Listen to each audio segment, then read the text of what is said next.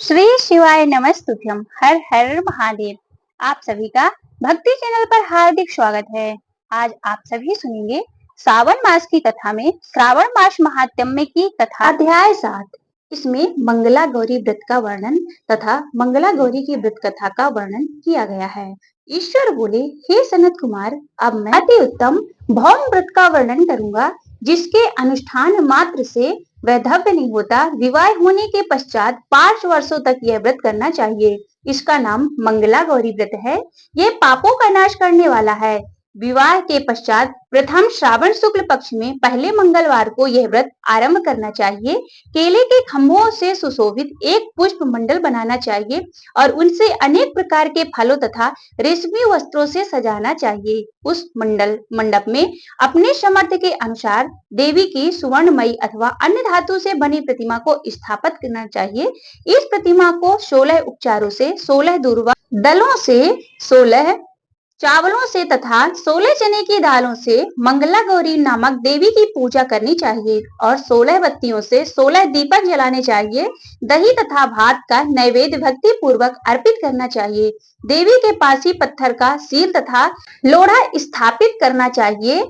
5 वर्ष तक इस व्रत से के करने के पश्चात उद्यापन करना चाहिए। माता को वायन प्रदान करना चाहिए, जिसकी विधि आप सुनिए। अपने सामर्थ्य के अनुसार एक फल प्रमाण सुवर्ण की अथवा उसके आधे प्रमाण की अथवा उससे भी आधे प्रमाण की मंगला गौरी की प्रतिमा निर्मित करानी चाहिए। उसकी अपनी शक्ति के अनुसार स्वर्ण आदि से बने तंदुल पूरित पात्र पर वस्त्र धारण रमणीय कंचों की ओढ़नी रखकर उन दोनों के ऊपर दोनों की प्रतिमा स्थापित करना चाहिए। पास में चांदी से निर्मित सिल तथा लोढ़ा रखकर माता को वायन प्रदान करना चाहिए। इसके बाद 16 सुवासिनियों को प्रयत्न पूर्वक भोजन कराना चाहिए। हे विप्र, इस विधि से व्रत करने पर 7 जन्मों तक सौभाग्य बना रहता है और पुत्रादि के साथ संपदा विद्यमान रहती है। सनत कुमार बोले, सर्वप्रथम इस व्रत को किसने किया था और किसको इसका फल प्राप्त हुआ? शंभु, जिस तरह से मुझे इसकी प्रति निष्ठा हो जाए, कृपा करके वैसे ही बताएं। ईश्वर बोले, हे सनत कुमार, पूर्व काल में कुरु देश में श्रुति कीर्ति नामक एक विद्वान कीर्तिशाली शत्रुओं का नाश करने वाला 64 कलाओं का ज्ञाता तथा धनुर्विद्या से कुशल राजा हुआ था।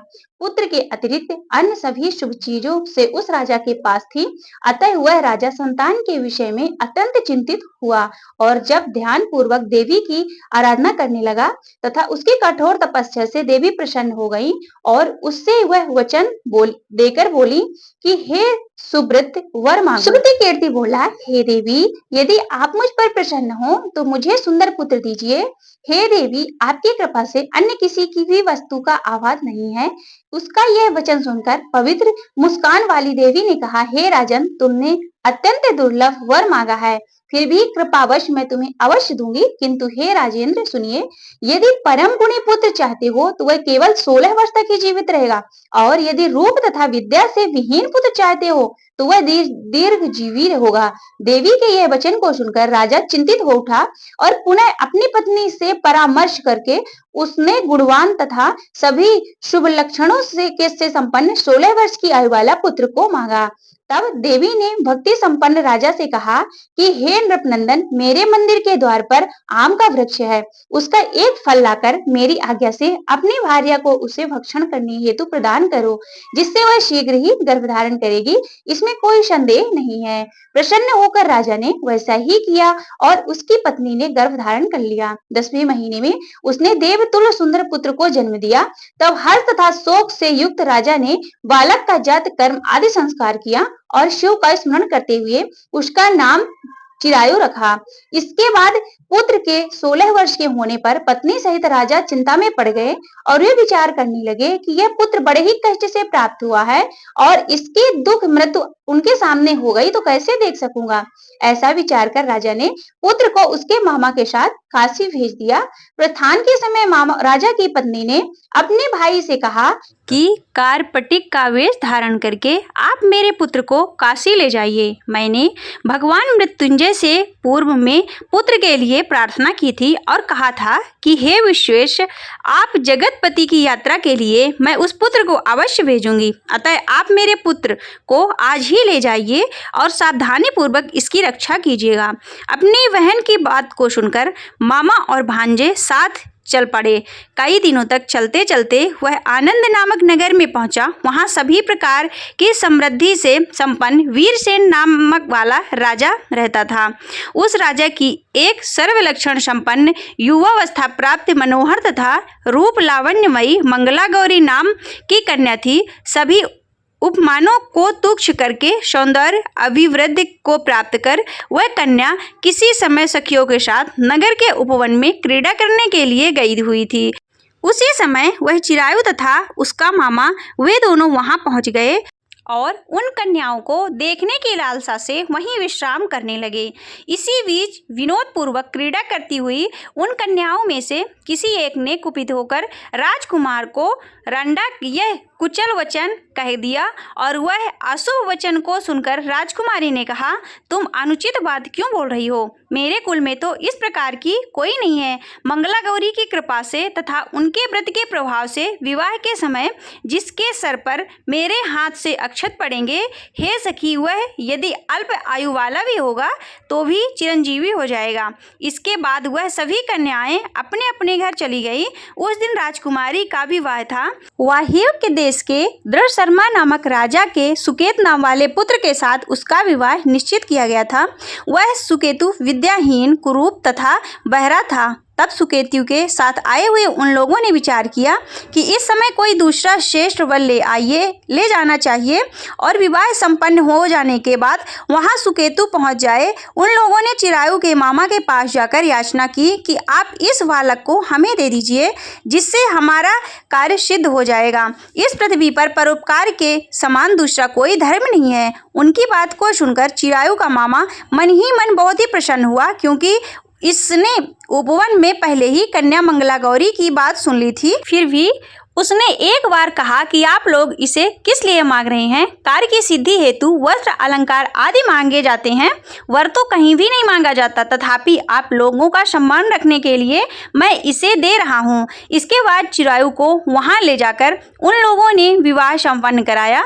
सप्तपदी आदि के हो जाने के बाद रात्रि में शिव पार्वती की प्रतिमा के समक्ष उस चिरायु ने हर्षयुक्त होकर मंगला गौरी के साथ शयन किया। उसी दिन चिरायु के 16 वर्ष पूर्ण हो चुके थे और अर्धरात्रि में साक्षात काल सर्प रूप में वहां आ गया। इसी बीच संयोगवश राजकुमारी जाग गई। उसने ये महासर्प को वहां देखा और वह भय से व्याकुल होकर कांपने लगी। तभी उस कन्या ने धैर्य धारण 16 उपचारों से सर्प की पूजा की और पीने के लिए उसे दूध दिया।